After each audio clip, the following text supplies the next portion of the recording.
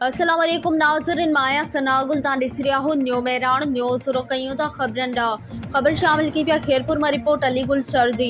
Khairpur civil अस्पताल के सरकारी क्वार्टर में रहंदड़ नसीम ख़ातून ज़ाल रियाज़ खोखर अजमल अली फयाज़ खोखर सां गॾिजी एहतजाज कंदे चयो त बासर औरत सदफ ज़ाल सईद खोखर, फहमिदा ज़ाल हमीद खोखर, अरीबा ज़ाल ज़मान खोखर ऐं ॿिया असांखे मुख़्तलिफ़ तरीक़नि सां हिरासा करे ब्लैकमेल करे रहिया आहिनि। मुज़ाहिरीन ने वधीक चयो त मुझे नालो नसीम खातून। छा मसलो आहे मां? मुझे मुड़स के खाम कई तंग कई बैठा मरियम जा बार जो खणी भी आन सब कुछ उन जो मुड़स भी पाण जाटरा भी असा के जलील कई बैठा असा केस भी खटेवा सबूत फोटन में भी खणी वैन तब भी असा के जुल्म कई बैठा असा परेशान मुझे मुड़स के ज़हनी मरीज करे छड़े था टॉर्चर करन था पे असा के कदे असा के एफआईआर जा केस आन कदे असा के फायरन जा केस आन कदे असा के चोरन जा केस आन कदे डाजन जा केस आन असा तंग थिया उनन में असा के हक खपे ये मायूं चालबाज आन हे अगवा जा केस भी इन्हनि ते आहिनि जो ॾिसो हिन जा ॿार घर में चोरीअ जा आहिनि। हिकिड़ो समीर नाले जो आहे, हिकिड़ो हसीब नाले जो आहे, ॿिया ज़ैनब नाले जी आहे। इहो हथ में छा आहे तव्हांजे में बाबा? हे साईं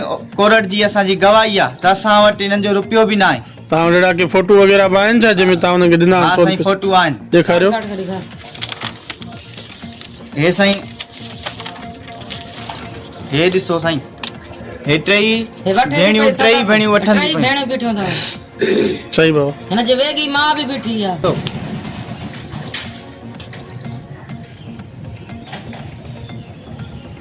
तालबो असांजो इहो आहे त असांखे बेगुनाह तंग न कनि। असांजे वालिद साहब वटि इन्हनि जो रुपयो बि न आहे। अगरि का आहे त साबित करे ॾेखारनि कोर्ट जे ज़रिए जेको पहिरियां केस कया हाणे वरी वॾेरे पासे था अचनि असांखे छिकाइनि था, असांखे फोन होमिन थाणे त बि हे कूड़ा थी निकिता। असांखे तंग न कयो वञे।